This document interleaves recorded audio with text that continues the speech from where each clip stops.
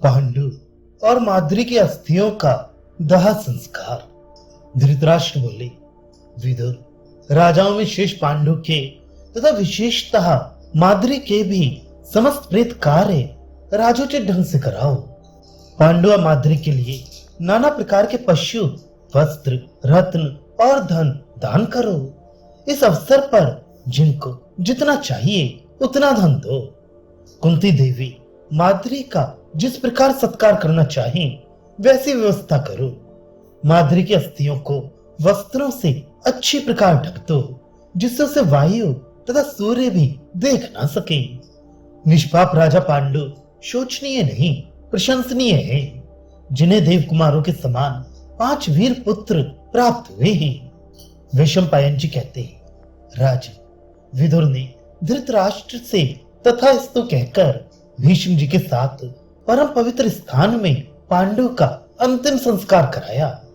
राजन, तदनंतर शीघ्र ही पांडु का दाह संस्कार करने के लिए पुरोहितगण घृत और सुगंध आदि के साथ प्रज्वलित अग्नि लिए नगर से बाहर निकले। इसके बाद वसंत ऋतु में सुलभ नाना प्रकार के सुंदर पुष्पों तथा श्रेष्ठ गंधों से एक शिविका को सजाकर उसे सब ओर से वस्त्र द्वारा ढक दिया गया। इस प्रकार बहुमूल्य वस्त्रों और पुष्पमालाओं से सुशोभित उस शिविका के सभी मंत्री, भाई बंधु और सुहृद संबंधी सब लोग उपस्थित हुए। उसमें माद्री के साथ पांडु की अस्थियां भली भांति बांधकर रखी गई थीं। मनुष्यों द्वारा ढोई जाने वाली और अच्छी तरह सजाई हुई उस शिविका के द्वारा वे सभी बंधु बांधव माद्री सहित नरशेष पांडु की अस्थियों को ढोने लगे। शिविका के ऊपर श्वेत छत्र तना हुआ था, चवा ढुलाई जा रही थी। सब प्रकार के गाजो बाजों से उसकी शोभा और भी बढ़ गई थी। सैकड़ों मनुष्यों ने उन महाराज पांडु के दाह संस्कार के दिन बहुत से रत्न लेकर याचकों को दिए। इसके बाद कुरुराज पांडु के लिए अनेक श्वेत छत्र, बहुतेरे बड़े बड़े चवर तथा कितने ही सुंदर सुंदर वस्त्र लोग वहां ले आए। पुरोहित लोग सफेद वस्त्र धारण करके अग्निहोत्र की अग्नि में आहुति डालते जाते थे। वे अग्नि माला आदि से अलंकृत एवं प्रज्वलित हो पांडु की पालकी के आगे आगे चल रही थी। सहसों ब्राह्मण, क्षत्रिय, वैश्य और शूद्र शोक से संतप्त हो रोते हुए महाराज पांडु की शिविका के पीछे पीछे जा रहे थे। वे कहते जाते थे, हाय वे महाराज, हम लोगों को छोड़कर हमें सदा के लिए भारी दुख में डालकर और हम सबको अनाथ करके कहां जा रहे हैं। समस्त पांडव, भीष्म तथा विदुर जी क्रंदन करते हुए जा रहे थे। वन के रमणीय प्रदेश में गंगा जी के शुभ एवं समतल तट पर उन लोगों ने अनायास ही महान पराक्रम करने वाले सत्यवादी नरश्रेष्ठ पांडु और उनकी पत्नी माद्री की उस शिविका को रखा। तदनंतर राजा पांडु की अस्थियों को सब प्रकार के सुगंधों से सुवासित कर उन पर पवित्र काले अगर का लेप किया गया। फिर उन्हें दिव्य चंदन से चर्चित करके सोने के कलशों द्वारा लाए हुए गंगा जल से भाई बंधुओं ने उसका अभिषेक किया। तत्पश्चात उन पर सब ओर से काले अगर से मिश्रित तुंगरस नामक गंध द्रव्य का एवं श्वेत चंदन का लेप किया गया।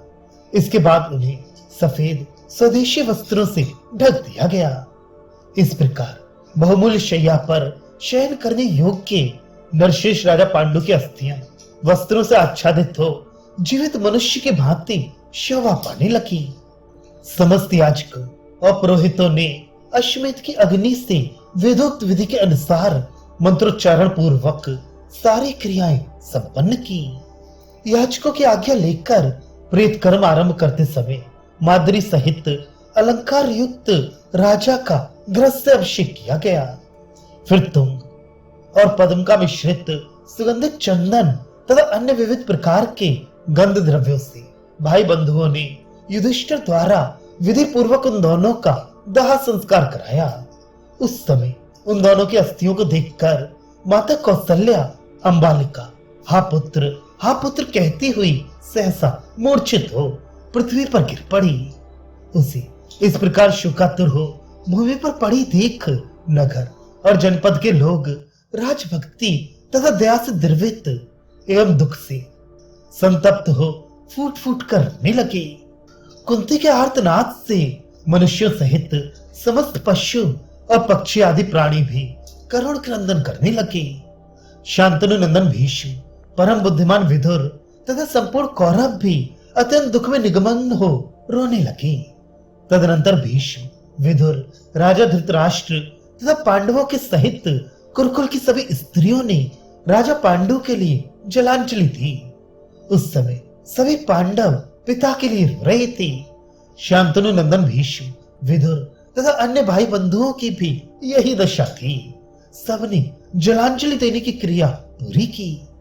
जलांजलि दान करके शोक से दुर्बल हुए पांडवों को साथ ले मंत्री आदि सब लोग स्वयं भी दुखी हो उन सबको समझा बुझाकर शोक करने से रोकने लगे। राज 12 रात्रियों तक जिस प्रकार बंधु बांधवों सहित पांडव भूमि पर सोए, उसी प्रकार ब्राह्मण आदि नागरिक भी धरती पर ही सोते रहे। उतने दिनों तक हस्तिनापुर नगर पांडवों के साथ आनंद और हर्षोल्लास से शून्य रहा। बूढ़ों से लेकर बच्चे तक सभी वहां दुख में डूबे रहे। सारा नगर ही असचित हो गया था।